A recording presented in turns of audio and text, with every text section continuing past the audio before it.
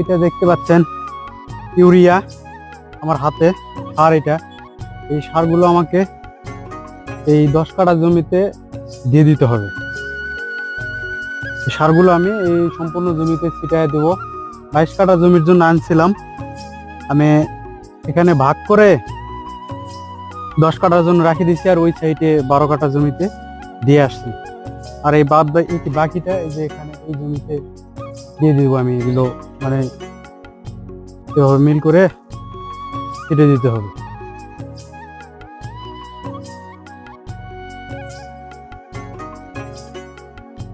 Urea আসলে এভাবে ছিটাই, যদিও আমি প্রফেশনাল কৃষক না, তারপরও অভ্যস্ত আছে। এগুলো ছোটবেলা থেকেই আমরা করছি, এই জন্য আমি এগুলো করাতে অভ্যস্ত, এই জন্য আমি এগুলো করতে পারি।